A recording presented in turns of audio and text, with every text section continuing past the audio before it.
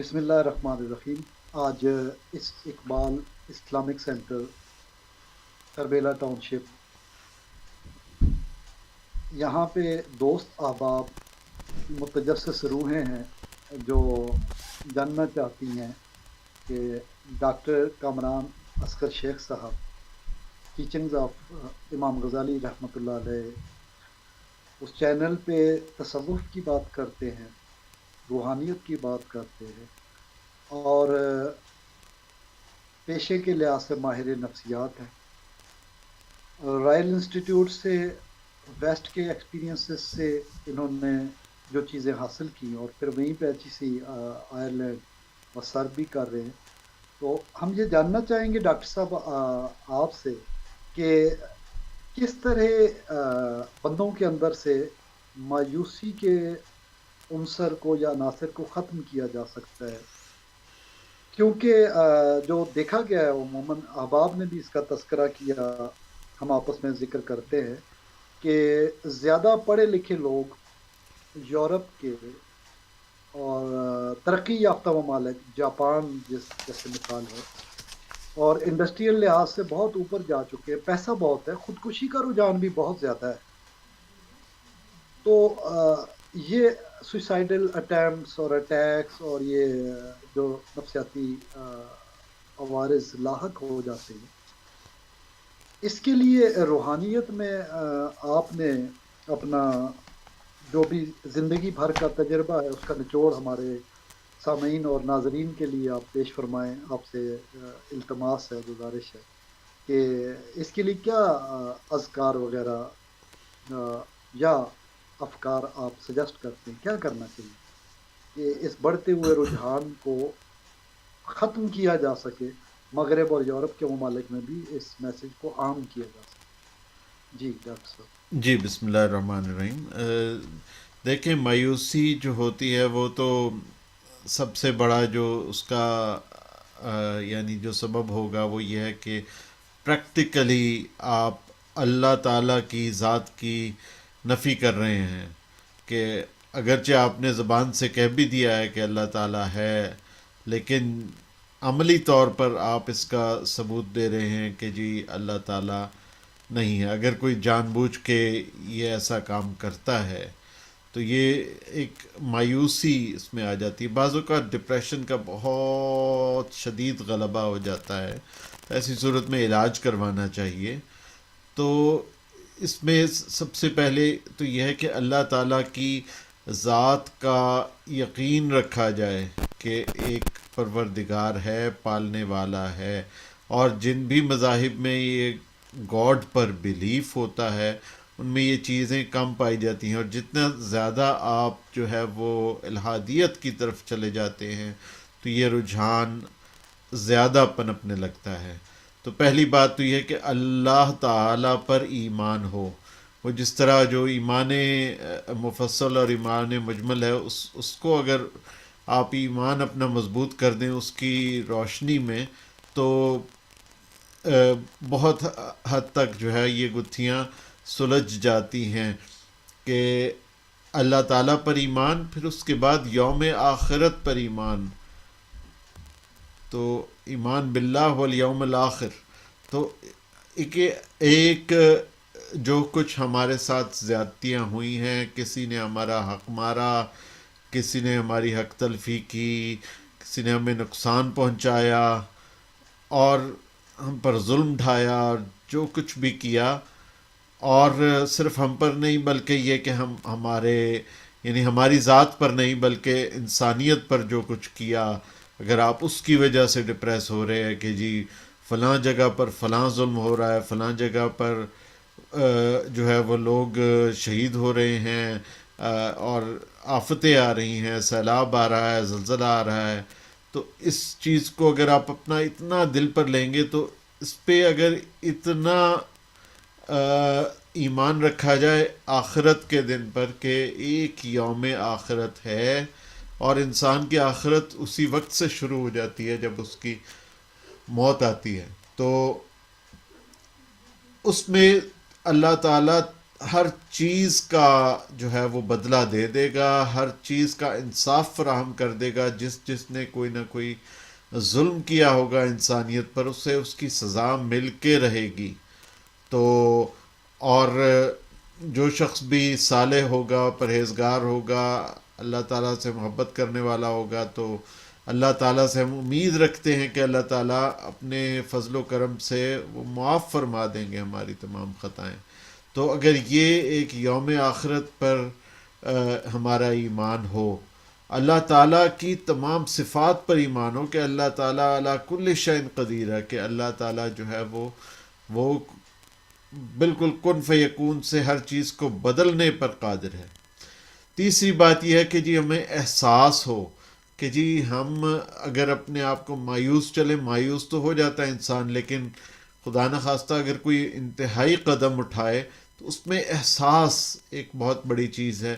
یعنی اس میں اگر کوئی ایتھیسٹ بھی ہو تو ملحد بھی ہو، تو اس کو بھی اگر اس احساس ہو نا تو وہ ایسا قدم نہیں اٹھائے گا. احساس یہ ہے کہ یار میں جو ایسا کچھ کر رہا ہوں تو میرے چاہنے والے کتنے لوگ ہیں اور ان کا کیا بنے گا، اور وہ کتنے دکھی ہوں گے، اور میرے بچوں کا کیا بنے گا، ان کی نفسیات پر کتنا برا اثر پڑے گا.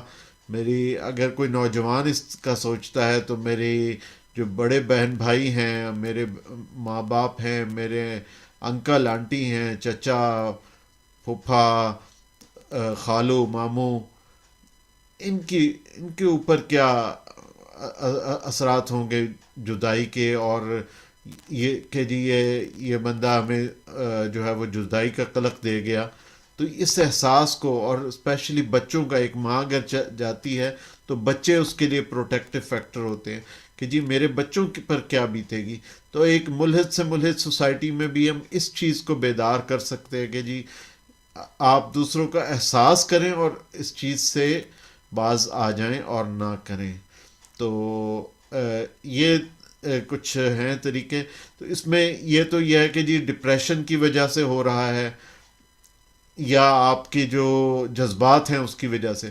اور بعض اوقات جو ہیں وہ ایک اور وجہ ہوتی ہے، اس میں تو علاج جو دوائیوں کے ذریعے علاج ہوتا ہے یہ اس میں بھی ناگزیر ہے. اس میں اور بھی زیادہ ناگزیر ہو جاتا ہے کہ اگر کسی کے اوپر پاگل پن کے اٹیک آ رہے ہیں کہ اس کو شیطان آ کے کہہ رہا ہے کہ تو اپنے آپ کو ختم کر لے، وہ 24 گھنٹے وہ یہی آواز سنتا رہتا ہے کہ جی اپنے آپ کو ختم کر لو، تمہیں زندہ رہنے بس کی بس ضرورت ہی نہیں ہے، تم تو بالکل بس فضول اور نیچ انسان ہو، تمہارا تو حق ہی نہیں ہے کہ تم جیو، اپنے آپ کو ختم کر لو. ایسے مطلب وقت میں وسوسہ پیدا کر رہے وسوسہ پیدا کر رہا ہے. ایسے جو ہے وہ ایسی صورتحال میں دوائی کا لینا اور لیتے رہنا ناگزیر ہوتا ہے. اور اس میں تو انسان اپنے اوپر جو ہے وہ کنٹرول ہی اس کا نہیں رہتا، اور اس میں انسان پر پتہ نہیں اس پہ باز پرس ہوگی کہ نہیں ہوگی. ایسے اگر پاگل پن کے اٹیک میں کسی نے ایسا کر لیا اس میں پھر دوائی لینا بہت ہی ضروری ہو جاتا ہے. تو یہ ڈاکٹر کچھ صاحب، ہے. یہ دوا کے ساتھ دعا اور اذکار، مطلب روحانی پہلو سے اس کا علاج، اس حوالے سے آپ کیا فرماتے ہیں؟ دیکھیں جی اچھا ایک اور چیز جو ہے نا، قسمت کے اوپر ایمان ہے کہ جی قسمت کہ قسمت میں جو ہونا ہے وہ تو ہو کر ہی رہنا ہے. آپ قسمت کا یعنی جس طرح سے 3 قسم کی تقدیریں ہوتی ہیں جو کہ وہ جو مختلف کتب میں لکھی ہوئی ہیں، تو اس میں یہ ہے کہ ایک تو قسمت وہ ہوتی ہے جو انسان خود بدل سکتا ہے، اور ایک وہ قسمت ہوتی ہے کہ جو کہ بالکل اٹل ہوتی ہے. اور اٹل میں بھی پھر 2 ہوتی ہیں، ایک بالکل ہی اٹل ہوتی ہے، حتمی طور پر اٹل، اور ایک ایسی اٹل قسمت ہوتی ہے جو دعا کے ذریعے، اذکار کے ذریعے کسی حد تک بدلی جا سکتی ہے. تو یہ 3 قسم کی قسمتیں ہوتی ہیں. تو انسان کا اگر قسمت پر ایمان ہو کہ قسمت میں ایسا ہی تھا اور ایسا ہی ہونا تھا، اور یہ ایک مومنٹ تھا، یہ ایک چھوٹا سا ایک لمحہ تھا کہ وہ یعنی لمحوں نے خطا کی تھی، صدیوں نے سزا پائی، تو وہ ایک چھوٹا سا لمحہ ہے. اس میں آپ امپلسولی ایکٹ کر جاتے ہیں اور اپنے آپ کو ختم کر جاتے ہیں. اگر وہ آپ نہ کریں تو آپ دیکھیں گے کہ آنے والے دنوں میں اور مہینوں میں کیسے حالات بدلتے ہیں. حالات کبھی بھی یکساں نہیں رہتے. تو اس بات پر انسان ایمان رکھے کہ قسمت میں یہ چیز تھی اور قسمت میں آئندہ اچھی چیز بھی لکھی ہو سکتی ہے, اور اپنے آپ کو قسمت کے حوالے کر دے.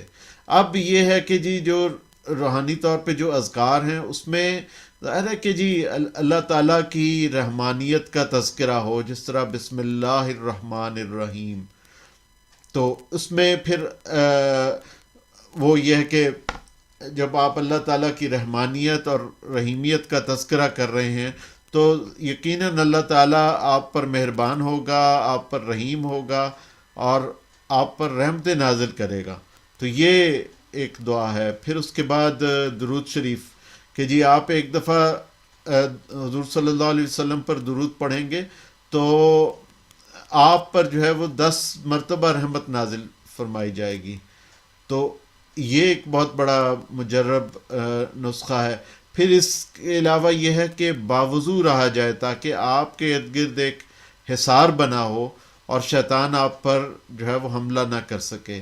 اسی طرح آیت الکرسی اور چاروں قول کا جو ورد ہے وہ رکھا جائے. پھر اللہ تعالیٰ کا شکر ادا کیا جائے, اور اگر اللہ تعالیٰ کا شکر ادا کرنے میں مشکل پیش آ رہی ہے تو اس میں پھر وہ جو دعائیں ہیں اللہم اعنی علی ذکرک و شکرک و حسن عبادتک, یا پھر اللہ تعالیٰ کے کچھ اسماء الحسنہ ہیں کہ یا شکور ہو یا حلیم ہو, یا اللہ یا شکور یا حلیم, صلی علی النبی الکریم. یہ جس طرح یہ مختلف ہمارے بزرگان دین ہیں, انہوں نے تو اللہ تعالیٰ کے ناموں کو اور اسماء الحسنہ کو کمبائن کر کے درود شریف بنائے ہیں.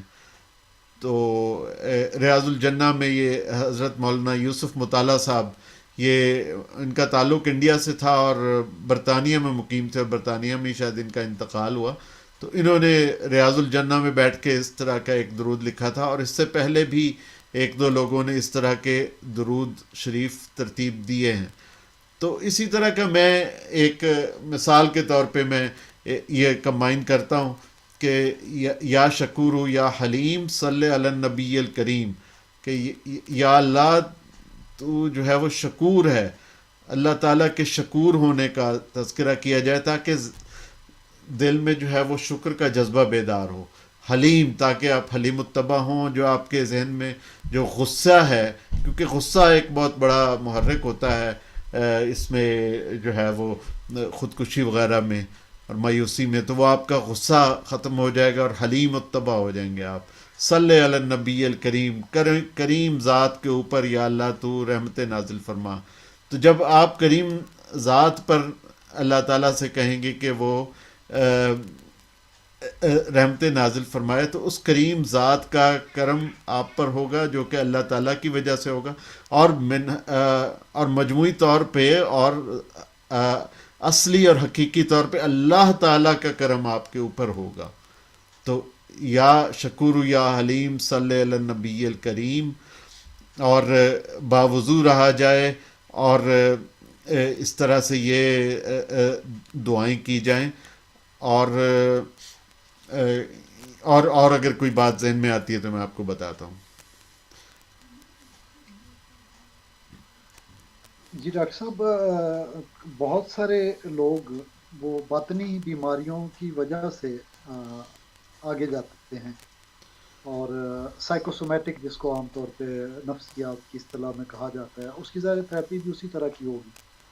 تو یہ تو ایمان کی کمزوری کی وجہ سے ہوئی. اس میں افضل ذکر لا الہ الا اللہ، اس کا کہاں تک کہ وہ اپنے نفس کی خواہشات کو جنہیں وہ الہ بنا بیٹھا تھا، یعنی جس کا قرآن میں ذکر دیا ہے کہ کیا تو نے اس شخص کو نہیں دیکھا جس نے اپنی خواہش نفس کو اپنا الہ بنا لی.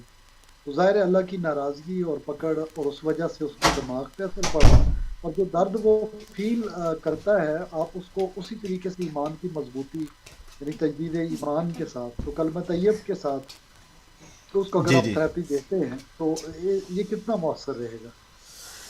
جی بالکل، یہ تو بہت ضروری ہے کہ جس طرح تبلیغ جماعت والے کہتے ہیں کہ سب کچھ اللہ تعالیٰ کی چاہنے سے ہوتا ہے، اور اللہ تعالیٰ کے اگر اللہ تعالیٰ نہ چاہے تو اس کے علاوہ تو کچھ ہوتا ہی نہیں ہے. تو یہی تو نفی اس بات کا جو وہ ذکر ہے کہ جی لا الہ الا اللہ.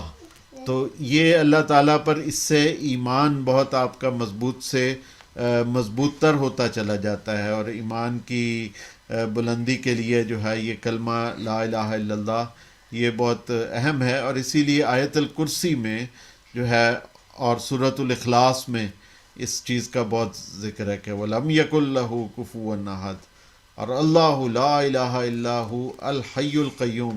اسی طرح حی اور قیوم ہونے کا جو ذکر ہے کہ جی اللہ تعالیٰ حی ہے، اللہ تعالیٰ زندہ ہے، اور اللہ تعالیٰ قیوم ہے، قائم رہنے والا ہے. جب ایک ذات حی ہے، زندہ بھی ہے اور قائم بھی رہنے والی ہے، تو اس کے اوپر آپ کا جب ایمان رکھیں گے تو پھر مایوسی انشاءاللہ پیدا نہیں ہوگی.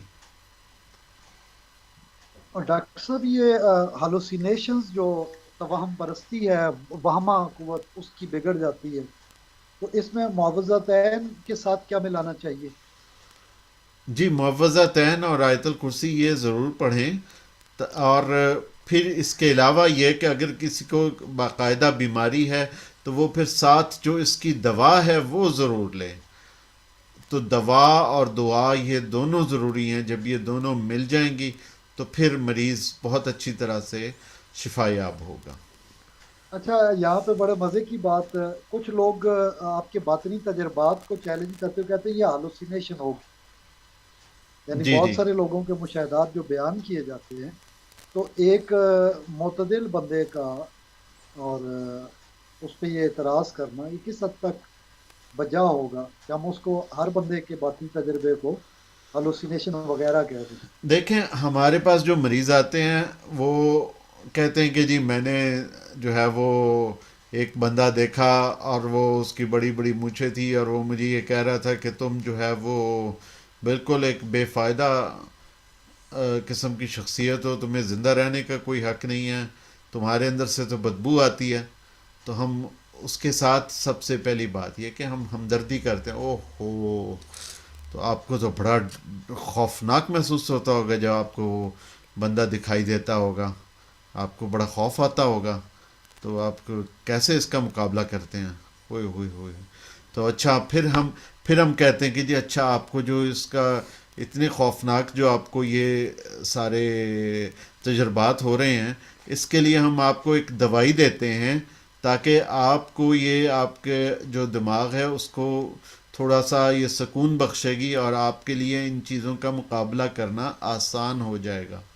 اس طرح سے ہم کہتے ہیں ان کو کہ جی آپ کے لیے یہ آپ کے ذہن پر بہت بوجھ ڈال رہی ہے. تو ہم یہ نہیں کہتے کہ جی آپ کو یہ چیزیں ہیلوسینیشن ہو رہی ہیں یا کیا.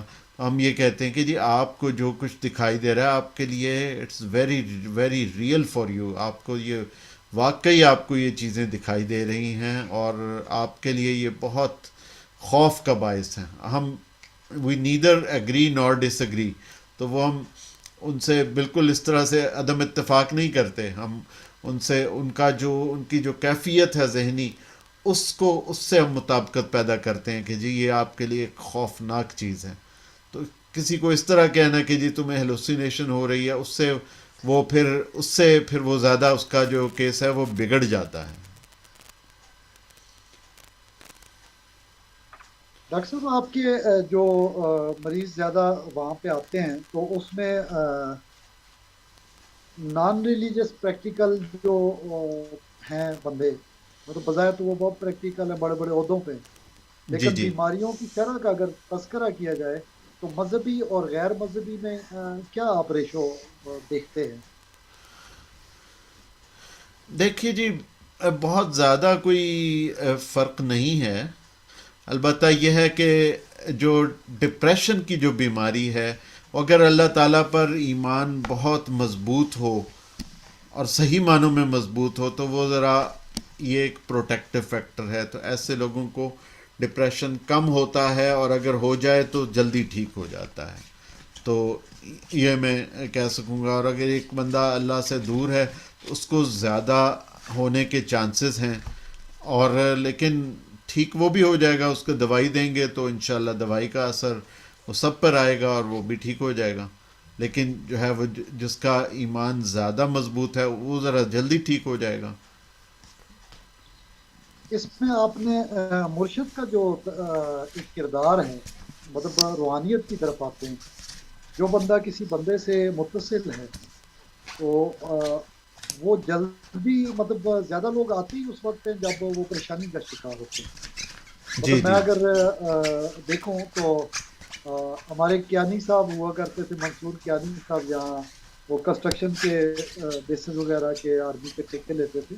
تو وہ ایک دن کہنے لگے، میاں آصف صاحب بھی موجود تھے، کیونکہ پروفیسر احمد رفیق اختر صاحب کے پاس زیادہ تر لوگ جو آتے ہیں وہ صرف اس وجہ سے آتے ہیں جب وہ مسائل کے شکار ہو جاتے ہیں. وہ کہتے ہیں جی مجھے یہ مسئلہ ہے، مسئلہ ہے، مسئلہ ہے. تو ایک پڑھا لکھا بندہ تو اس کو بڑے اچھے طریقے سے ڈیل کر لیتا ہے. یا ایک صوفی ہے پریکٹیکل، جیسے خانقاہوں پہ بیٹھے ہوئے لوگ ہیں، ان کے پاس ظاہر لوگ بہت زیادہ آتے جاتے رہتے ہیں. تو اس لحاظ سے ایک صوفی کا، مرشد کا، پیر کا کردار، مطلب ان چیزوں کو گھٹانے کے لیے کہ انگزائٹی اینڈ ڈپریشن دونوں سے وہ نکلے اور وہ ہلوسینیشن میں نہ جائے اور وہ اس وہم میں نہ پڑے کہ جن بوت کا اثر ہو گیا ہے، بس ادھر ادھر کی باتیں وہ دیکھنا شروع کر دے. وہ بات اکثر آپ تو ظاہر ہے اس کے پریکٹیشنر ہیں اور سرٹیفائڈ معاملات ہے سارے، بل اجازہ ہے، حکومت کی اجازت کے ساتھ. مطلب عام بندوں کو تو یہ اختیار بھی نہیں کہ وہ بغیر ان کو ڈکلیئر کر دے. تو آپ جو دیکھتے ہیں ایک مرشد کا کیا رول ہے اس حوالے سے کہ ایسے لوگوں کو ڈپریشن، مطلب انگزائٹی، ڈپریشن اور ہالوسینیشن، ان تینوں کے درمیان، اس تکون کے درمیان فرق کرتے ہوئے کہ اس کو بچایا جا سکے. جی. مرشد کا اس میں یہ ہے کہ مرشد کا چونکہ اللہ تعالیٰ سے ایک تعلق ہوتا ہے ایک باطنی طور پر، تو وہ مرید جب اس کے پاس جاتا ہے یا کوئی بھی ایک شخص، ایک سائل کوئی گیا ہے اپنے اللہ تعالیٰ کے ولی کے پاس، تو اس میں چونکہ اللہ کے ولی کا اللہ کے ساتھ تعلق ہوتا ہے، تو وہ جب کوئی بات سمجھائے گا تو وہ کوشش یہ کرے گا کہ جو اس کے پاس آنے والا ہے اس کا بھی تعلق باللہ بنے، اللہ تعالیٰ کے ساتھ اس کا بھی تعلق جو ہے وہ مضبوط ہو جائے. تو وہ اس انداز سے وہ تسلی دیتا ہے کہ جی کہ جس سے معلوم ہو کہ اللہ تعالیٰ کی ذات موجود ہے اور وہ آپ کے جو جتنے بگڑے کام ہیں وہ ان کو بنا دے گا. تو اللہ، آپ گھبرائیں نہیں کہ وہ بگڑے سارے کم بناندہ اللہ ہے. اس طرح شہباز قمر فریدی صاحب یہ ہم پڑھتے ہیں. تو یہ اس بات کی جو ہے وہ تلقین کرتا ہے. تو اس میں انگزائٹی جو ہے، آپ کی انگزائٹی ختم ہو جاتی ہے کہ جی وہ بندہ بڑا ریلیکسڈ فیل کرتا ہے کہ اچھا اللہ تعالیٰ تو بڑا رحیم ہے، اور اب تو میرے مرشد نے کہہ دیا، اب میرے مرشد نے دعا بھی کر دی ہے، تو اللہ تعالیٰ ضرور کرم کرے گا. تو وہ چاہے وقتی طور پر ہی آئے، لیکن یہ ہے کہ وہ وقتی طور پہ کچھ نہ کچھ آرام آ جاتا ہے اس سے. اور پھر اسی جو ڈپریشن کی وجہ ہے وہ بھی اکثر انگزائٹی ہی ہوتی ہے. تو جب انگزائٹی اتنی زیادہ ہو رہی ہے اس کی وجہ سے آگے ڈپریشن ہو رہا ہے، تو وہ پھر ڈپریشن بھی نہیں ہوگا.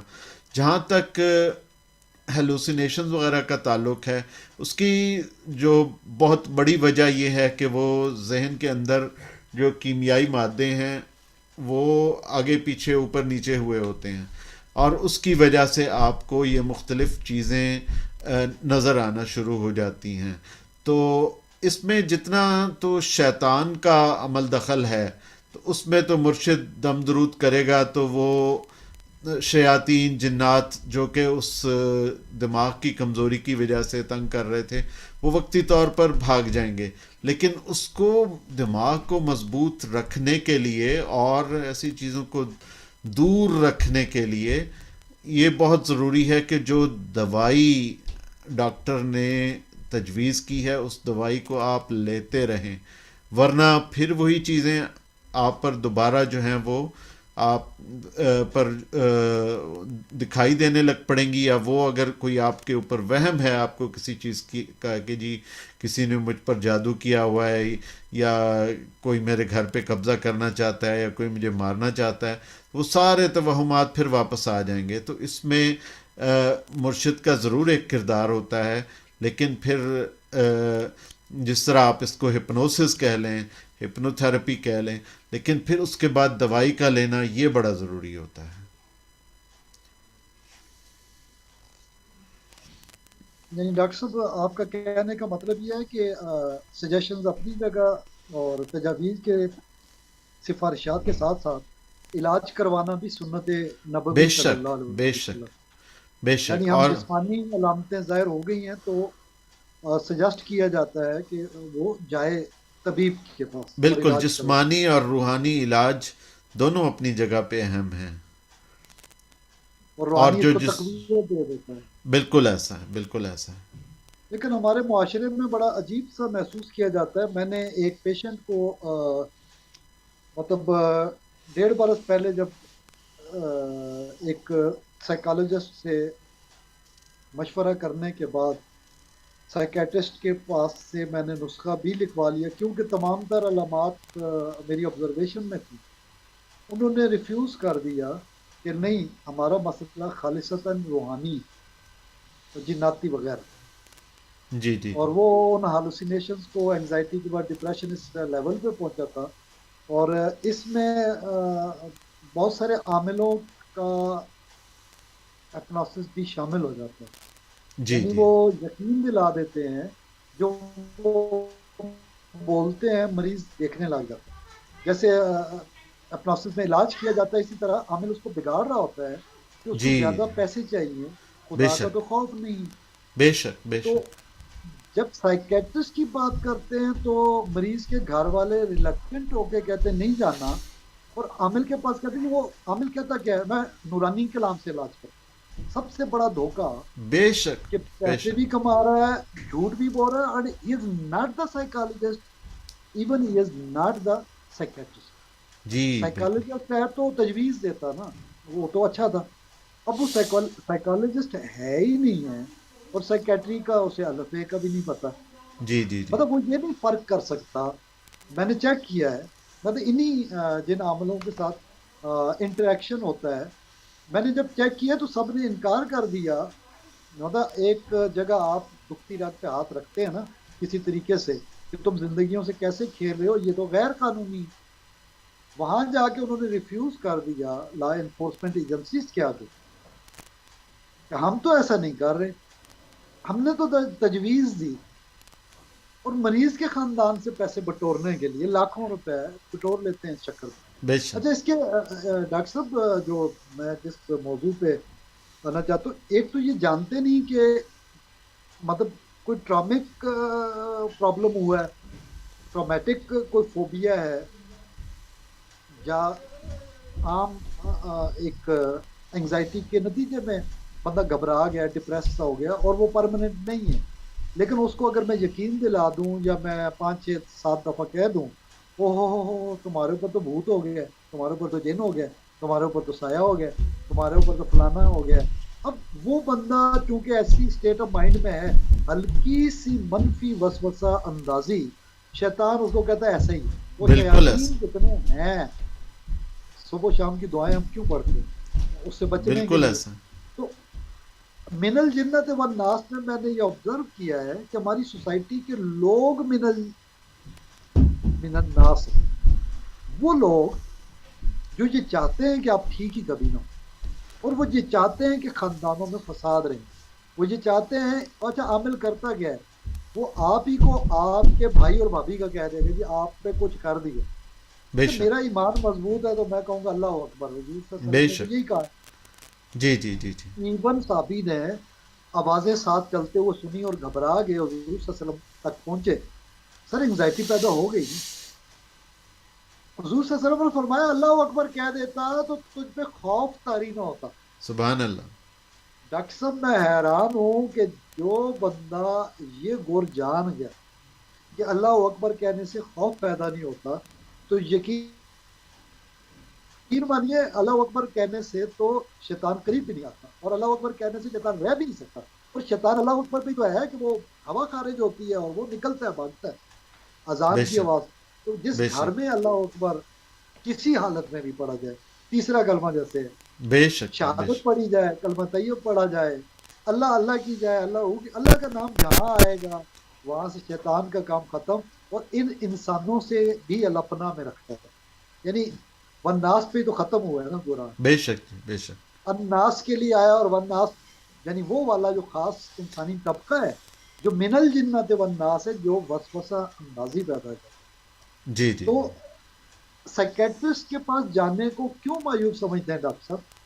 کیونکہ سرکمسٹانسز ابھی تو میں نے آدھے بیان کیے ہیں، اس میں جو کیریکٹر کے حوالے سے پرابلمز وہ آپ سمجھ سکتے ہیں، خواتین زیادہ بیمار ہوتی ہیں، وہ غیر اخلاقی معاملات آ جاتے ہیں، عاملین اکثر پورا میڈیا دیکھ لیں، رپورٹر ڈیلی بیسس پہ بے کتنے شک، پروگرام ہوئے، بے پاکستان ٹی شک، وی میں کتنے ہوئے، باہر بھی، کہ اس میں کیا کچھ گمراہیاں آتی ہیں۔ ہم یہ موقع شریعت کی روشنی میں قانوناً ہم کیوں دیتے ہیں کہ موقع ملے کہ کل کو یہ بات، پہلے تو خاندانی فتنہ فساد اور یہ جھگڑے ہوئے، پھر ایمان ختم ہوا، پھر وہ بیماری بڑھ کے آگے خطرناک حدوں کو چھو گئی، تو why not psychiatrist should be adapted?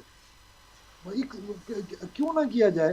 اس کو معیوب کیوں سمجھا جاتا؟ میری یہ تھوڑی سی آپ دوست احباب بھی، اس پہ ظاہر ہے مختلف لوگوں کے گھروں میں، خاندانوں میں، سراؤنڈنگ میں ارد گرد مختلف مسائل ہیں کہ وہ اس وجہ سے عاملین کی طرف جاتے ہیں، پریفر کرتے ہیں کہ کہیں یہ نہ سمجھا جائے میں دماغ کا علاج کرا رہا ہوں۔ یہ کوئی معیوب بات ہے کیا کہ مجھے گلے کا درد ہے تو میں علاج کرواؤں گا؟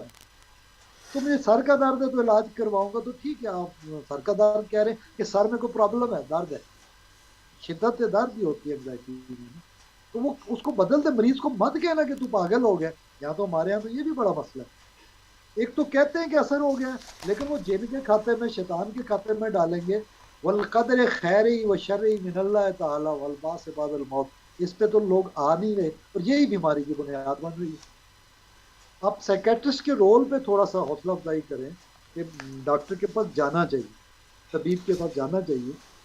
لوگ کیوں نہیں جاتے؟ یہ کون سی نفسیاتی مسئلہ ہے؟ تھوڑا سا اس پہ روشنی ڈالیے تاکہ ہمارے احباب کو رہنمائی مل سکے۔ جی، اس میں تو سب سے بڑی جو ہماری انا اڑے آتی ہے کہ جی، اگر سب سے پہلے تو یہ سمجھتے ہیں کہ جی سیکارٹسٹ کے پاس صرف پاگل لوگ جاتے ہیں۔ ایسا نہیں ہے، صرف یہ نہیں ہم کہہ سکتے کہ جی صرف پاگل لوگ، یا صرف ایسے لوگ جو کہ بالکل حقیقت سے بہت دور ہٹ چکے ہوتے ہیں اور حلوسات یعنی کہ ہیلوسینیشنز اور توہمات، ڈیلوژنز کا شکار ہوتے ہیں، صرف وہ لوگ نہیں جاتے، بلکہ ڈپریشن اور انگزائٹی کے لوگ بھی جاتے ہیں۔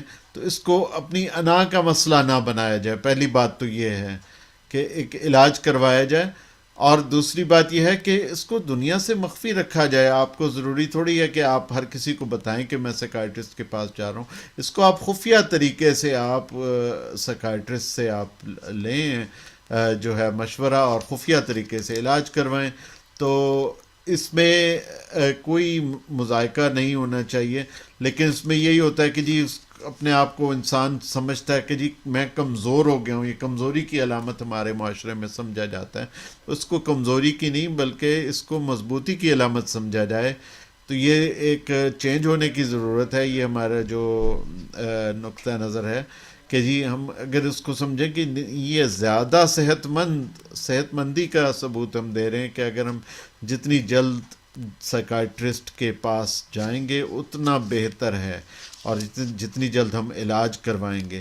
باقی جو عاملین ہیں وہ تو انہوں نے تو اپنا پیسہ بٹورنا ہے، تو اس کے لیے یہ ہے کہ آپ ایک مرشد کے پاس جائیں اگر آپ نے روحانی علاج کروانا ہے، اور ایسے مرشد کے پاس جائیں جو کہ بالکل آپ سے ایک پیسہ بھی نہ چارج کریں، ایسا آئیڈیلی۔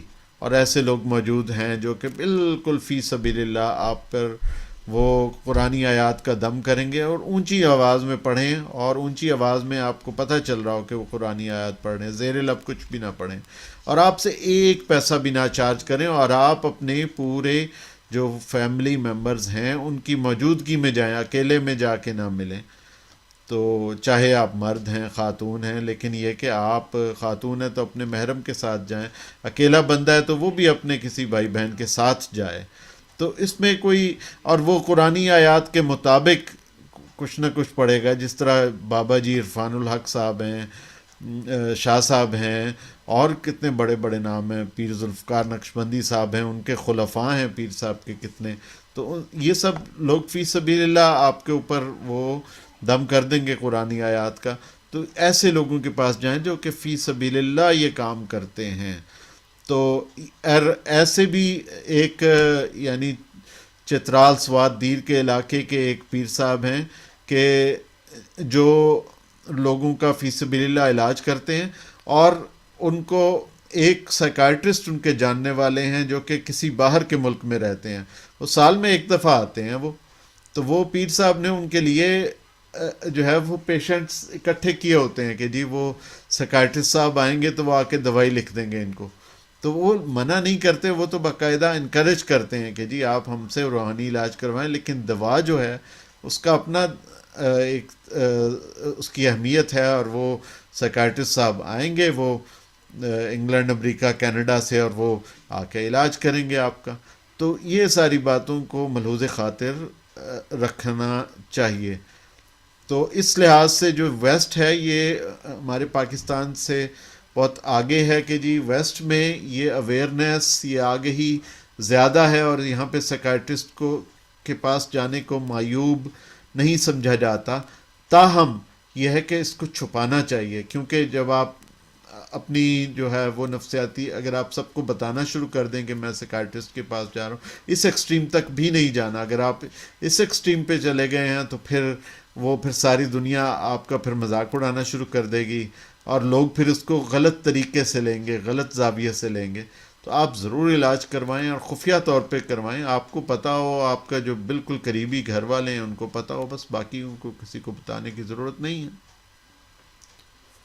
جی ڈاکٹر صاحب، جیسے کہ قرآن حکیم میں ہے کہ مشورہ امر بینہم، مطلب جو معاملات ہیں وہ مشاورت سے طے کیے جائیں. بے تو شک. ماہر نفسیات تو کاؤنسلنگ اور کاؤنسلر کا رول پلے کر رہا ہے. بالکل. یعنی وہ بتائے گا کہ آپ کو سائیکیٹرسٹ کی ضرورت ہے. یعنی جو بالکل. صحیح مرشد ہے وہ بتائے گا کہ روحانی دوائی دعا میں دے رہا ہوں، لیکن دوا جو جسمانی ضرورت ہے، گلینڈز کا کوئی مسئلہ ہے، ہارمونز کا مسئلہ ہے، ڈس بیلنس جیسا کہ آپ نے فرمایا تھا، کچھ گڑبڑ اوپر نیچے ہو گیا، اس کے لیے ظاہر ہے بغیر دوا کے کام نہیں چلے گا. جی. یعنی دعا اور دوا سے یہ ہوگا کہ تاثیر جلدی پیدا ہو جائے گی، بے تھوڑی شک. میں بھی برکت آ گئی تو مسئلہ حل ہو جائے گا. بے تو شک. کاؤنسلر جو ہے اس سے تو مشیر، مطلب مذہبی معاملات میں ہر بندہ مشاورت کرتا ہے. تو اگر مجھے کوئی اب نارملسی آ گئی ہے، فار ایگزامپل حضور صلی اللہ علیہ وسلم کے پاس اصحاب رضی اللہ تعالیٰ عنہ آیا کرتے، کسی نے کہا کہ میں غیبت کی عادت، تو اس کو سبوح قدوس والی تسبیح خواتین کے لیے حضرت عائشہ کے ذریعے وہ دی گئی. کسی نے کہا وسوسہ، تو اس کو اعوذ باللہ. کسی کو مطلب مختلف مواقع پہ مختلف بے شمار احادیث موجود ہیں. اور جی. یہ جی. تو مرشد ہی کا کام ہے کہ وہ کیا سجیسٹ کرتا ہے، ضرورت کیا ہے. بے تو شک. بطور مشیر، کونسلر، ماہر نفسیات کے پاس جانا اور پردہ راز میں رکھنا، یعنی اپنا گلٹ کانشیس، غرور اور انا میں نہ آئے. بے شک. یعنی میرا مسئلہ ہے میرے بلانگنگ، میرے رشتوں کا، تو میں لے کے خود جاؤں، لیکن لوگوں میں تماشا نہ بناؤں. بے اور شک. دوسرا، میں اس بندے کے سامنے تیسرے بندے سے بات، جیسے کہ آپ نے پردہ داری کا اور راز کی بات کی ہے، تو یہ بھی ہے کہ میں خود بھی ذکر نہ کروں کہ اس کو سبکی یا شرم محسوس ہو، کیونکہ جسے ہم اب نارمل سمجھ رہے ہیں، مزے کی بات ہے، وہ سپر نارمل ہو سکتا ہے، وہ ہم سے زیادہ تیز سوچ رہا ہے. بہت سارے بچوں کے کیسز میں جیسے آرٹزم میں دیکھا جاتا ہے، وہ فرشتوں کے لیول پہ دیکھ اور سن رہا ہوتا ہے اور ہمیں پتہ نہیں ہوتا. وہ ہمیں گویا کہ اپنے تیز مائنڈ کے اندر، یعنی جینیس خاندانوں میں آرٹزم جب آتا ہے تو ہر 70 کے بعد 80 کے بعد ایک ایسا ضرور آتا ہے. تو وہ جینیس ہی کے نتیجے میں ہے، بے لیکن وہ شک. آپ کو دیکھ کے کہتا ہے یار یہ بندہ میرے کام کا نہیں چھوڑا، اس سے میں نے آنکھ بھی نہیں ملا. یہ آرٹزم کے اکثر لوگوں نے یہی ہوتا ہے کہ وہ آنکھ بھی نہیں ملاتے، یار یہ ان کے نزدیک ہم ناکارہ ہیں، یعنی وہ بہت تیز سوچ رہے ہوتے ہیں۔ جی لیکن بالکل، یہ تو اللہ کا راز ہے کہ دماغ اگر کمزور ہے یا سطح سے بلو ہے تو اس سے تو شریعت کی گرفت ہی کوئی نہیں، بے اس شک سے تو بے پوچھ ہی شک نہیں۔ وہ تو جیسے آپ نے فرمایا تھا جنت کا ٹکٹ ہے، بے شک جی بے تو شک، یہ جنت کے ٹکٹ تو، لیکن جو بچہ یا بڑا وقتی حالات سے گھبرا گیا تھوڑا سا، جی جی وقتی بیمار ہو گیا، جی جی دیکھیں سال میں کئی دفعہ ہمارے جسم میں درد ہوتے ہیں، سردی لگ گئی، گرمی، نمونیا، کورونا، ڈینگی، فلاں فلاں فلاں، اسی طرح دماغ کو بھی تو چوٹ لگ سکتی ہے۔ بے شک محبت میں ناکامی کسی، ہمارا اکثر کیسز ہیں بے شک محبتوں میں ناکامی، یہ نہیں ہے کہ جوانوں کی محبتوں کی ناکامی ہے، ہم بوڑھے ہیں، ہمارے رشتہ داروں کی محبتوں میں بھی فرق ہم دیکھتے ہیں، جب پیسے کی بنیاد پہ، اسٹیٹس کو کی بنیاد پہ، یا ریجیکشن کا خوف جو لوگوں میں Did you ہوتا ہے، have another one of Abu? تو ہم اس کو کس طریقے سے دیکھیں گے کہ ہم کیوں نہ اس کو حوصلہ دیں تھوڑا سا، اور اس کی پردہ داری کرتے ہوئے ہم لے جائیں اور اسے دکھا لائیں، اور وہ جو تجویز ہے کونسلر کی، وہ ڈاکٹر کی، مریض کو پتہ ہے ایک بار وہ راضی ہو گیا، وہ تو لوگوں کے خوف کی وجہ سے نہیں جا رہا، تو میں اس کا خوف دور کر دوں کہ اللہ کے بندے میرے ساتھ جا، میرے علاوہ اور اللہ کے سوا ڈاکٹر سوا کوئی نہیں جانتا، اور ڈاکٹر تو لوگوں کو نہیں بتائے گا کہ یہ پیشنٹ میرے پاس آیا۔ اگر میں سر درد کے لیے جاتا ہوں، اگر میں انجیکشن لگوانے کے لیے جاتا ہوں، پٹی کے لیے جاتا ہوں، ڈریسنگ کے لیے جاتا ہوں، مطلب ناخن ذرا سا خراب ہے، دانا ہے، تو why not for the healing of my maintenance of my brain اور مائنڈ؟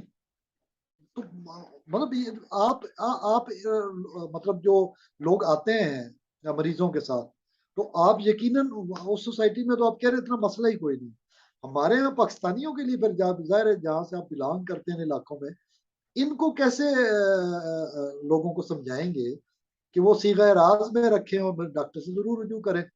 یہ جائے کہ 10 10 عملوں کے پر لوگ جاتے ہیں اوپر تلے، کیونکہ وہ جب ناکام ہونے لگتا ہے، دیکھتا ہے گاہک میرے ہاتھ سے نکل، وہ کہتا ہے فلاں شہر میں وہ بڑا جلائے گا تویز، اور یہ ہو جائے گا اور وہ ہو جائے گا، وہ جن میرے قابو میں نہیں آیا دوسرے کے قابو میں، حالانکہ جن وہی ہوتا ہے جو آپ کی ایک سمپل نیند کی گولی سے غائب ہو جاتا ہے اور سکون سے وہ بات، یعنی دماغ سویا اور بندہ آرام سے، لیکن وہم تو دور نہیں ہوا، فوبیا تو دور نہیں ہوا، ٹراما تو دور نہیں ہوا، وہ سائیکاسس تو دور نہیں ہوا، لہٰذا دوائی چاہیے، صرف نیند نہیں چاہیے، لیکن ثبوت کے طور پہ ہے کہ ایک ڈارمیکم کی گولی جو پاکستان میں اویلیبل ہے، وہ آپ کو 8 گھنٹے کے لیے 6 سے 8 گھنٹے آرام سے سلاتی ہے، اور اس دوران وہ مریض یہ بھی نہیں کہتا کہ میں نے کوئی خواب دیکھا ہے غلط، کیونکہ وہ آر پی ایم والا سلسلہ ہی نہیں بنتا، وہ مزے سے رہتا ہے۔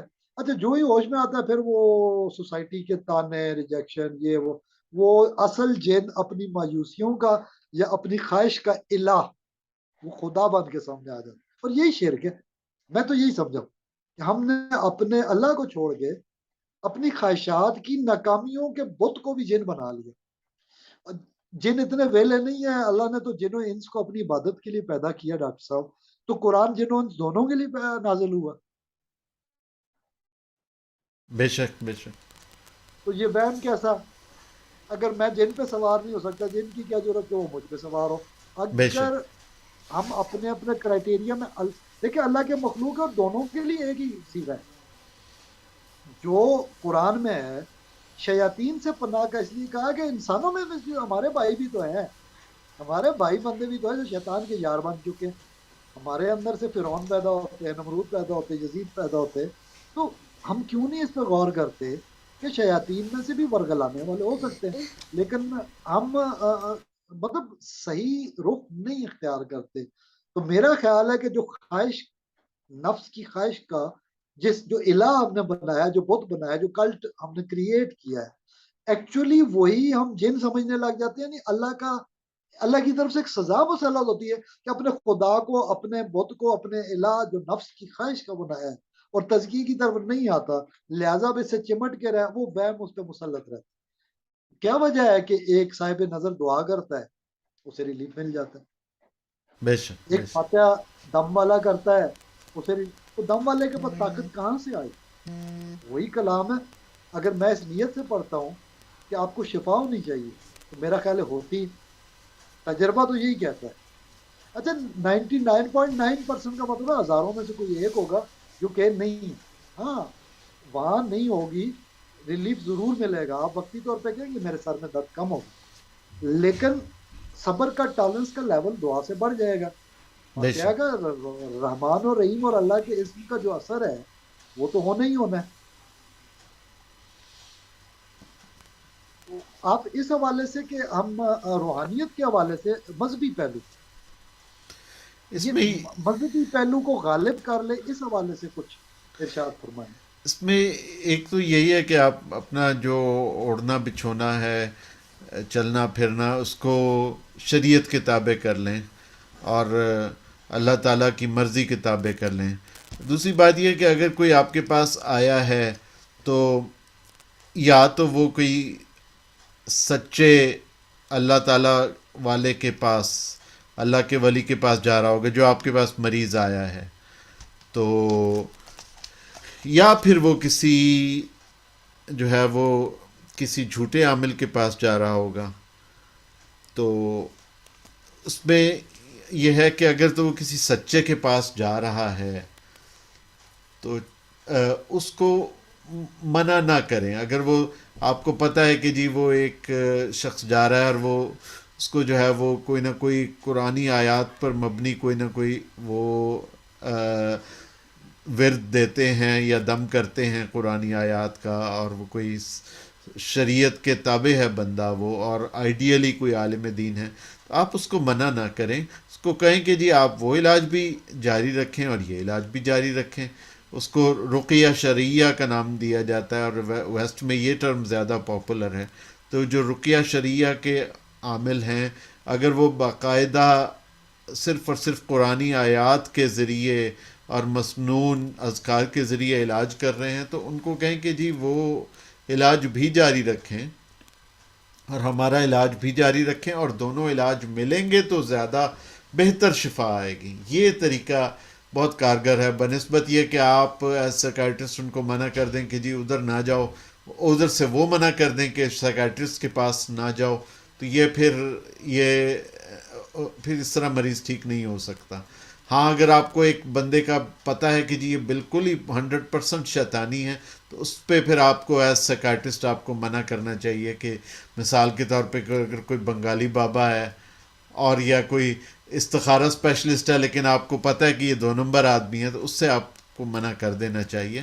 لیکن جو کہ ایک باقاعدہ کسی بھی تصوف کی لڑی سے آ رہے ہوں, پیر ہوں, چاہے سجادہ نشین ہوں, کچھ بھی ہوں, لیکن یہ کہ اگر کوئی کلام اللہ سے علاج کر رہا ہے تو اس کو منع نہ کریں, اس کو وہ علاج بھی جاری رکھیں اور یہ والا بھی جاری رکھیں. اچھا ڈاکٹر صاحب, یہ عرب کنٹریز میں تو راقی جو ہے نا وہ گورنمنٹ کے امپلائڈ ہوتے ہیں, مطلب جیسے علماء خطیب ہے اسی طرح راقی بھی گورنمنٹ کی طرف سے پیڈ ہے. وہ تو پیسے کے لیے نہیں کرے گا کیونکہ اس کو آلریڈی یہی تو دیا جا رہا ہے جس کے لیے وہ جی جی مطلب وہ رقیہ کی جو آیات ہیں جس سے شفا نصیب ہوتی ہے, آیات شفا وہ پڑھ رہا ہے سلیکٹیو اس کے پاس تو. لیکن پاکستان جیسے معاشروں میں, بنگلہ دیش جیسے معاشروں میں یا تو بنگالی جادو, ہندو جادو, کالا علم, یہ وہ بہت زیادہ یوٹیوب کے اندر, اور کوئی گورنمنٹ کا کنٹرول نہیں ہے کسی قسم بالکل کا بھی. قوانین بالکل موجود ہیں but they are not implemented. اس کی وجہ ہے ان سیاستدانوں کے اپنے گھروں سے بھی تو ان کے پاس آنا جانا ہے. بے جب شک ووٹر ہے, ووٹ بینک ہے, بے جو شک پیسے ایسے ذرائع سے کماتا ہے وہ جلسوں پہ سیاست پہ بھی لگاتا ہے, تو ان پہ بالکل تو ایسا ہاتھ ہی نہیں ڈالتا, نہ تھانہ, نہ کمشنر, نہ ضلعی انتظامیہ, نہ اسسٹنٹ کمشنر, نہ ہی نیچے والے کوئی انتظامی چیئرمین وغیرہ, کیونکہ گٹھ جوڑ سے چل رہا ہے نا سارا کچھ. بے شک ایسا. اچھا یہ تو ایک ہو گیا چلو کہ ہم خود ذمہ دار ہیں.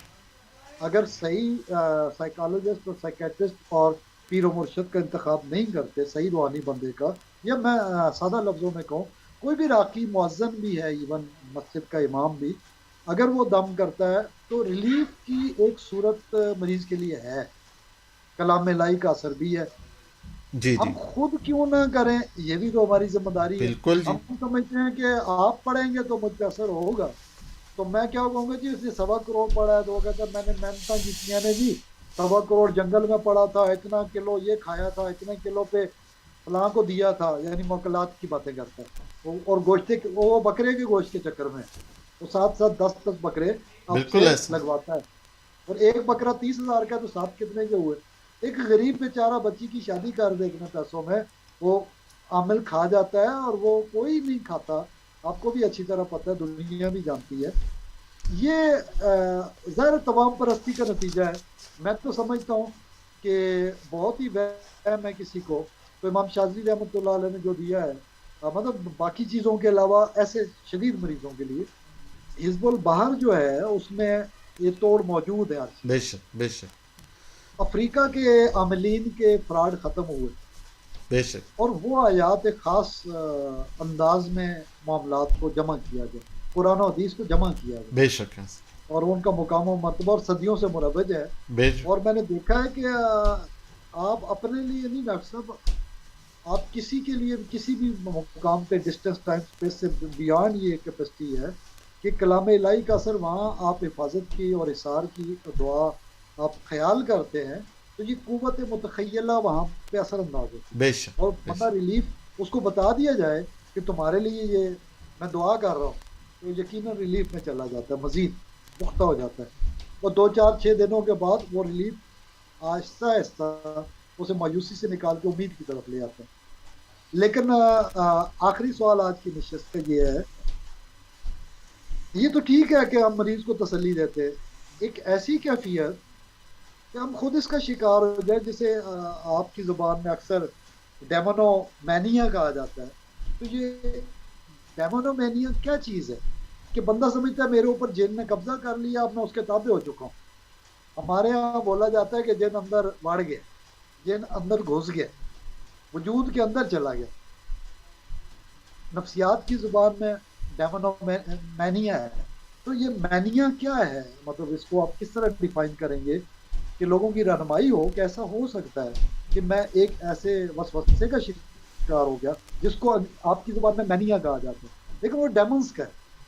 जी जी तो इसकी के हवाले से आप क्या रहनुमाई करेंगे कि लोग इसका हो कि इन वसवसों और वहमों का शिकार ना हो, और अगर हो जाते हैं तो उसको कैसे दूर किया जाए? जी। ये डेमोनोमेनिया की जो टर्म है ये मैंने शायद ज़िंदगी में पहली दफ़ा सुनी है, लेकिन ये जो कॉन्सेप्ट है बहरहाल इससे मैं वाकिफ़ हूँ। तो ये कॉन्सेप्ट यही है कि जी इंसान को महसूस होता है कि मेरे अंदर कोई और क़ुव्वत जो है वो सरायत कर गई है और वो मुझे कंट्रोल कर रही है, सब कुछ मुझसे वही करवा रही है। यस वही क़ुव्वत जो है वो मेरे से बड़े बड़े काम ले रही है, मेरे जिस्म के ऊपर भी असरानंदाज हो रही है, मेरे जिस्म के साथ खेल रही है, खिलवाड़ कर रही है और हर मुमकिन चीज़ मेरे जिस्म के साथ वो कर रही है। तो ये इस अलामत को हो सकता है इसको डेमोनोमेनिया का नाम भी दिया गया हो, क्योंकि ये अलामत है और ये अलामत उमूमन जो है वो शिज़ोफ्रीनिया में पाई जाती है। तो इस शिज़ोफ्रीनिया का जो इलाज है हतमी, उसके लिए दवा बहुत बहुत बहुत ज़रूरी है।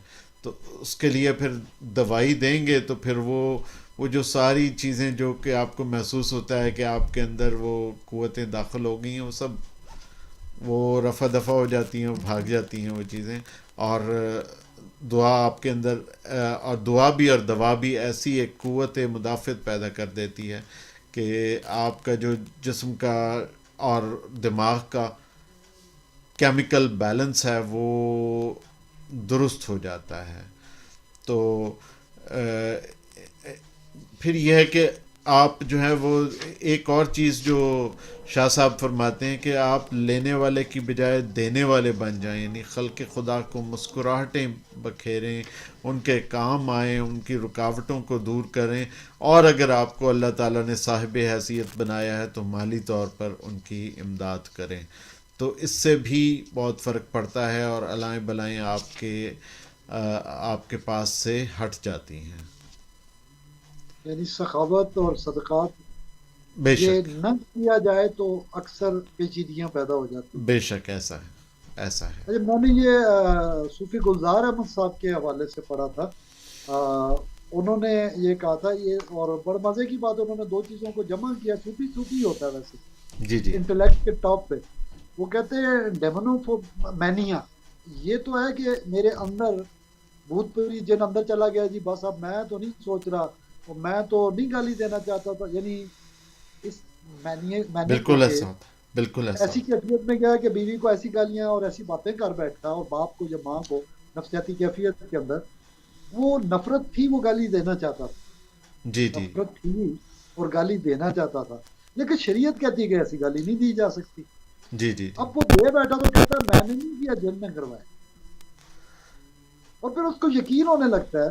10 دن وہ خود کہتا ہے بیوی کو، بیٹوں کو، بچوں کو، رشتہ داروں کو، بڑوں کو، مذہبی رہنماؤں کو، کہ یہ میں نہیں چاہتا تھا، اب میرے اندر کوئی ہستی تشریف لا چکی ہے، یعنی جن صاحب آگے ان کی وجہ سے. اچھا وہ اس جھوٹ کی وجہ سے وہ خواہش نفس کو جیسے الہ کا بت بنایا، جی تو جی پھر سزا اس میں بھی یہی معاملہ ہے.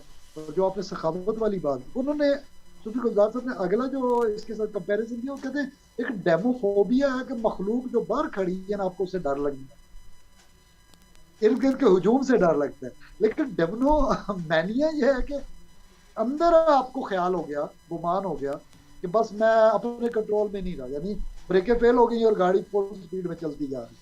بے شک. تو اب ہمیں یہ ہے کہ فوبیا اور مینیا میں کیا ڈفرینشیٹ کیسے کریں گے؟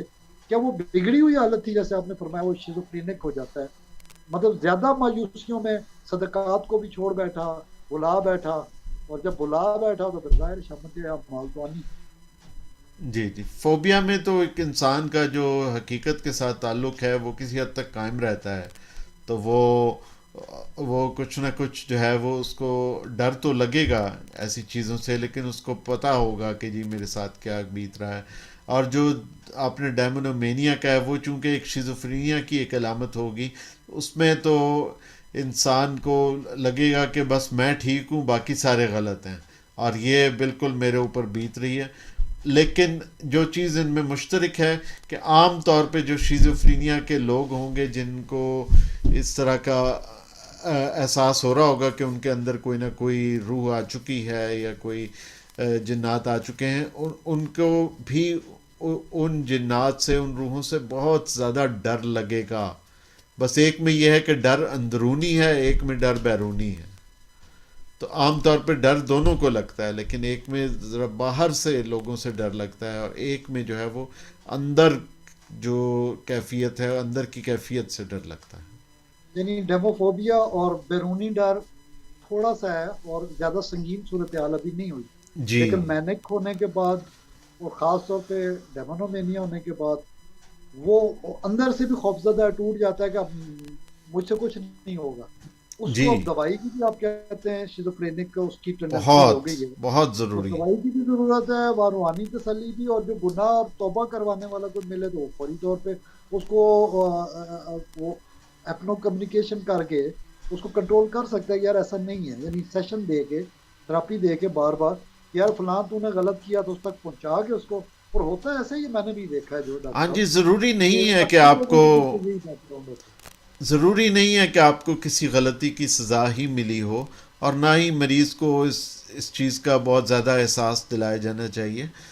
ٹھیک ہے، ہمیں استغفار اور اپنے گناہوں سے توبہ کرنی چاہیے، لیکن اس کے اندر گلٹ فیلنگز کو، احساس گناہ کو اتنا زیادہ بیدار نہیں کروانا چاہیے، کیونکہ اس کے اور بھی بہت سارے وجوہات ہوتی ہیں کہ جی یہ فیملی میں چلتی ہے شیزوفرینیا کی بیماری، اور اس سے پہلے کسی کے چچا کو ہوا ہوتا ہے، کسی کی خالہ کو ہوا ہوتا ہے، تو وہ ان میں پہلے طور پر ہی وہ جنیاتی طور پہ ان میں جو ہے وہ اس کا رجحان بہت زیادہ ہوتا ہے کہ وہ، اور خطرہ بہت زیادہ ہوتا ہے، تو وہ پھر جب یعنی 20-22 موروثی، موروثی آپ جو ہوتی ہے. موروثی بالکل کہہ رہے ہیں کہ وراثت میں ملا بالکل موروثی بیماریاں. ہے، تو وہ 20-22 سال کی عمر میں آ جاتی. جس طرح ڈائبٹیز ہے، ذیابیطس کی بیماری ہے، وہ ہوتی تو موروثی ہے لیکن وہ 40-50 سال کی عمر میں ظاہر ہوتی ہے.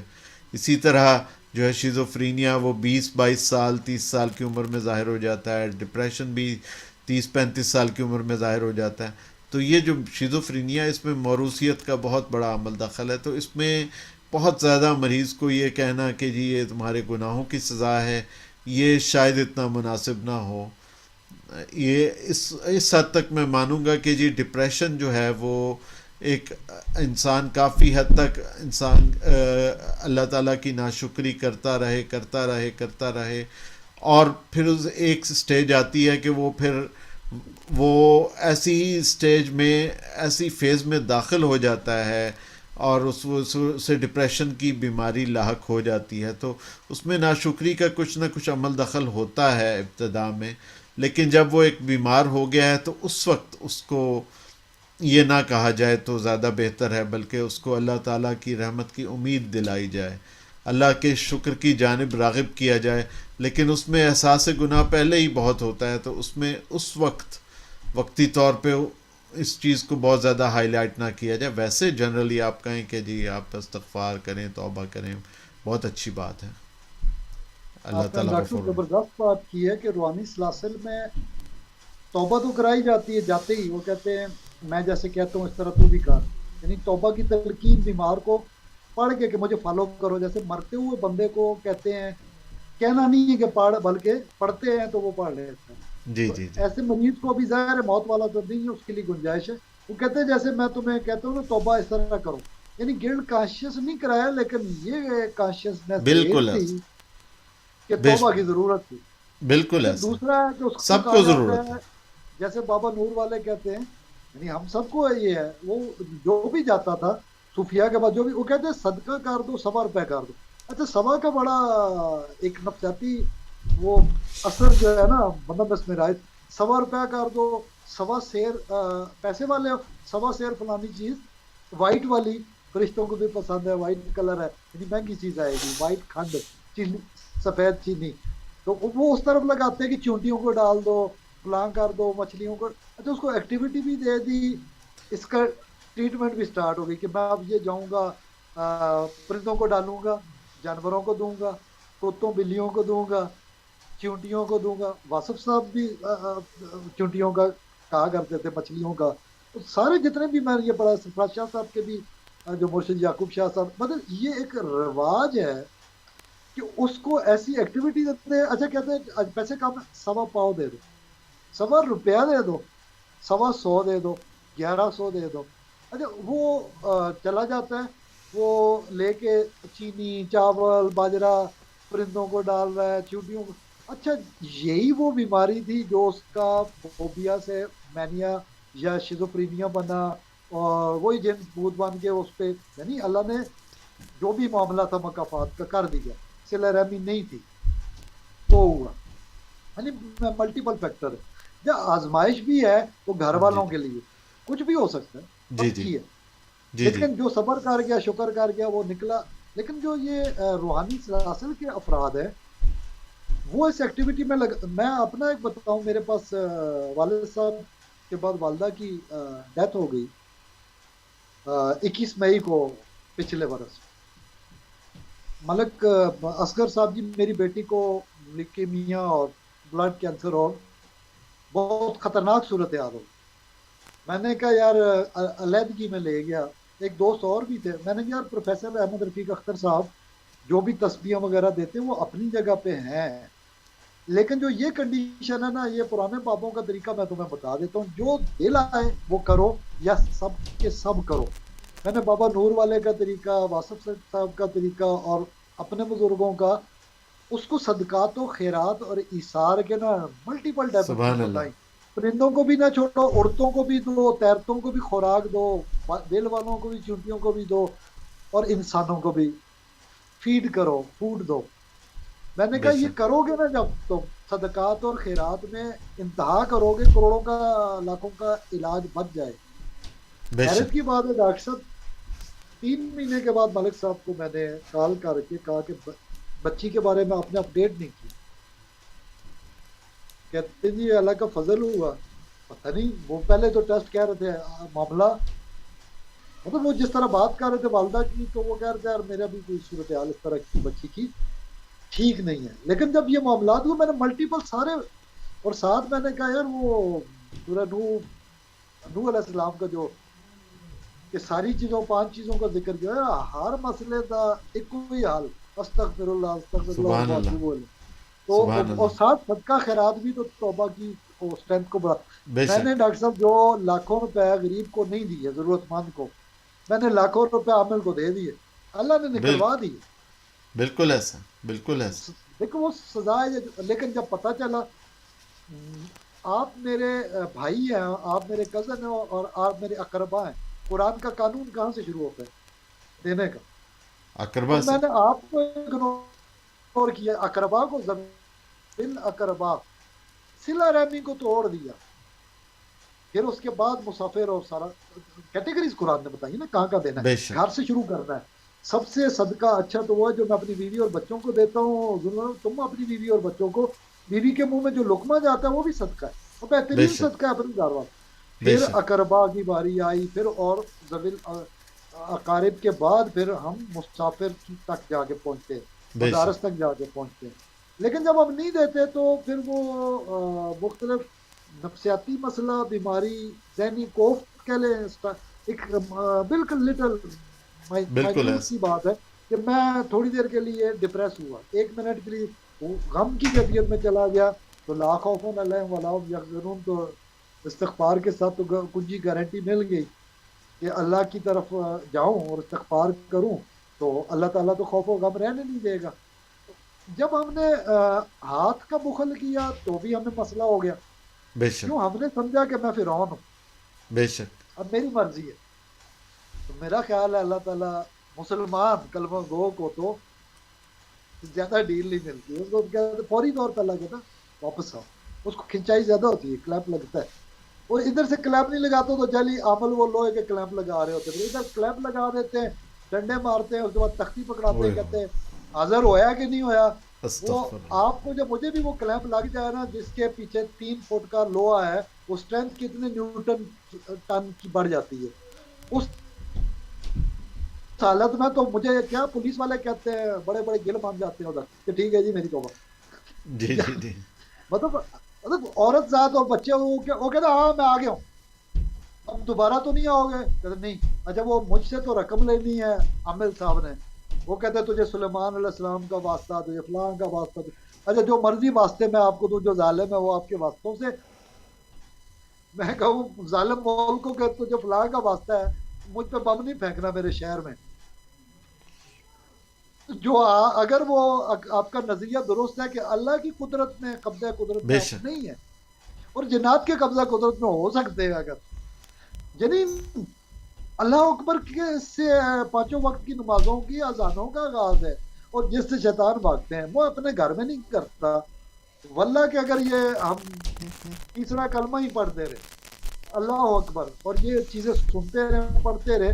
سورہ بقرہ کی آخری دعا یار ڈاکٹر صاحب نہیں ہے اس کا حال, بالکل ہے. سورہ بقرہ خود بھی ہے, جی بالکل آخری 2 آیتیں نہیں ہیں. چلے بالکل. ٹھیک ہے, سورہ شفا, سورہ فاتحہ جس پہ آج ہم نے تفصیل سے دوسرے پروگرام میں بات کی تھی, چلے آپ کے پاس اتنا بھی اعوذ باللہ 10 بار پڑھے, حدیث کی گارنٹی, جی اور جی بسم اللہ 10 بار پڑھے.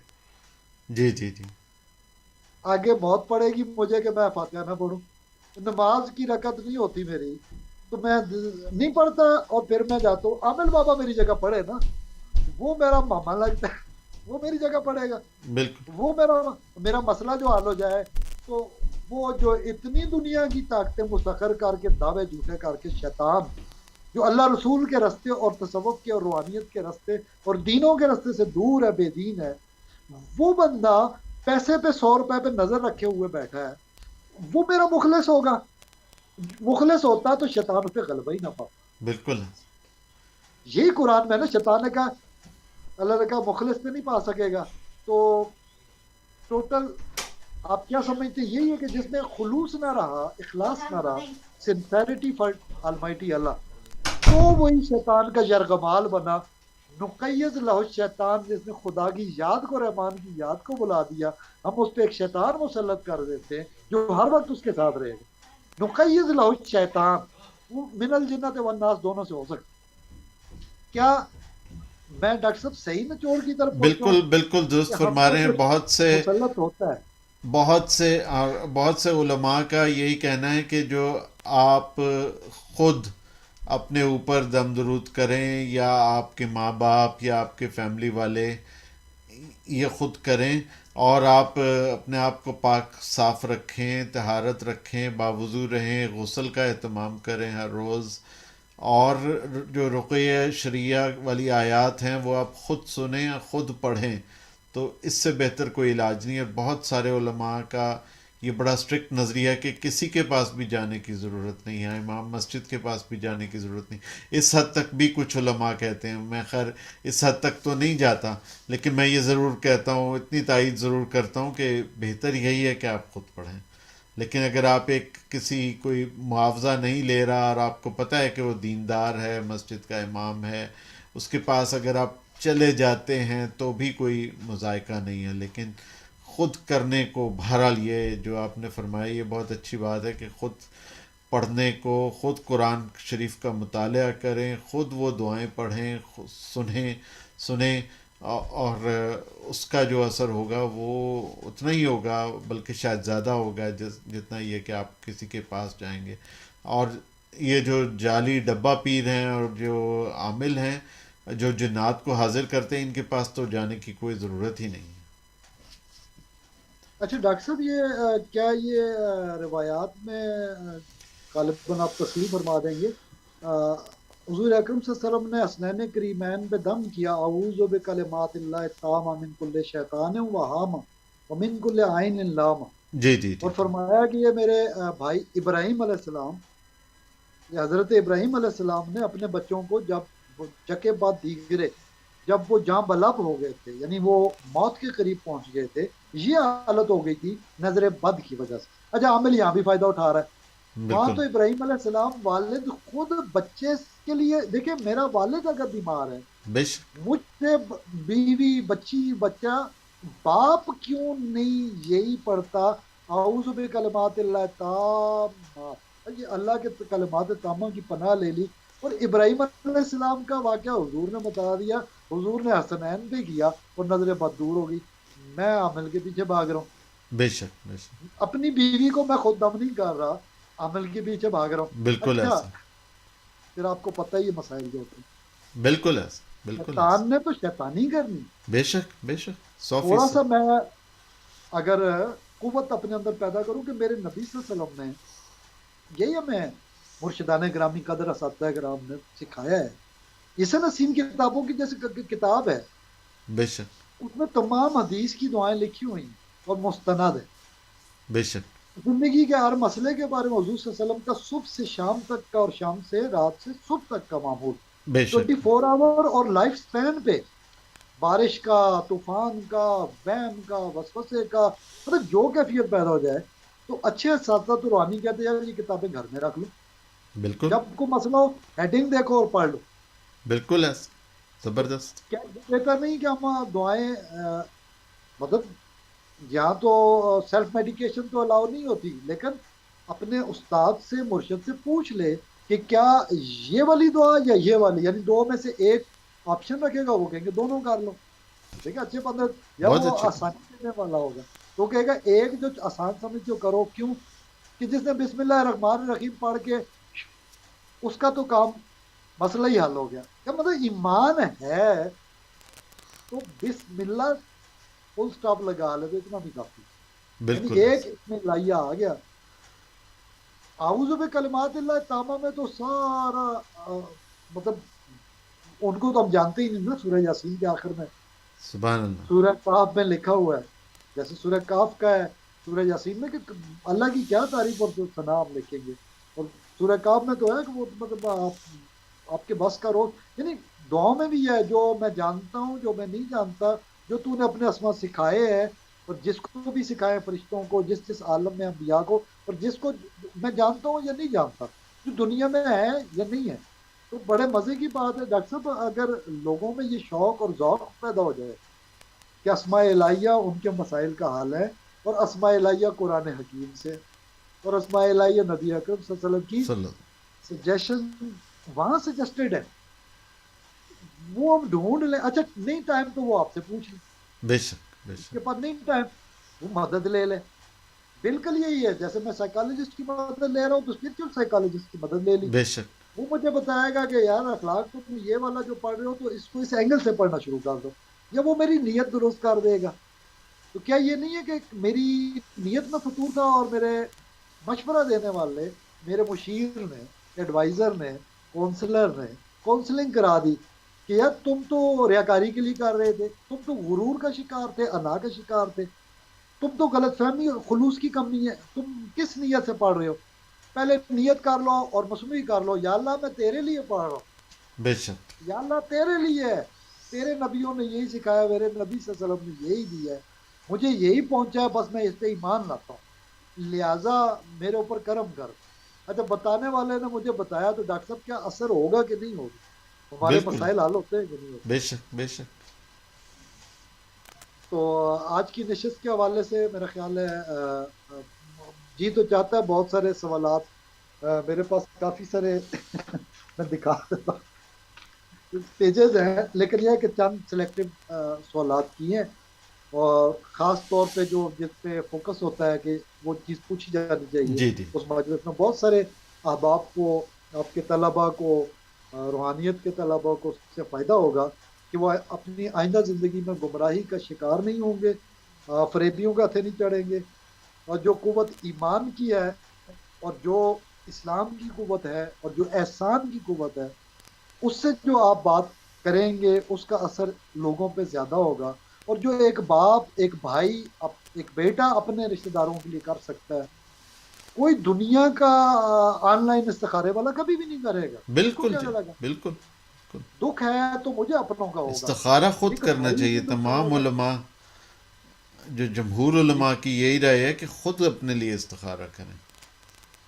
مطلب استخارہ آن لائن کہنے کا مطلب یہ ہے کہ فراڈ ہے، اور عامل سارے کے سارے اس چکر میں ہوتے ہیں کہ بالکل ایسا پیسہ لیا اور آ منظور آ نامنظور۔ وہ راجہ رنجیت سنگھ ایک آنکھ سے معذور تھا، تو وہ فائلوں کے دو ڈھیروں کو کہتا تھا، انصاف کا ترازو یہ تھا اس کا کہ صبح عدالت میں آتا تھا اور دائیں طرف ہاتھ فائلوں پہ رکھا تھا، آ منظور تھے آ نامنظور، اچھا تو اچھا خواہ اچھا پھانسی والے ہوتے تھے تو وہ رگڑے گے نامنظور میں، وہ کہتا میں انصاف ہو تو ایسا ہو، ایک آنکھ سے میں انصاف کرتا ہوں۔ سبحان اللہ۔ ہمارے عامل بھی کچھ ایسے ہی ہیں، اور یہ علامت کس کی ہے ڈاکٹر صاحب؟ کیا یہ دجال کی علامت نہیں ہے کہ ایک بالکل آنکھ ایسا، سے عامل دنیا بالکل کما ایسا، رہا ہے بالکل ایسا۔ اپنی؟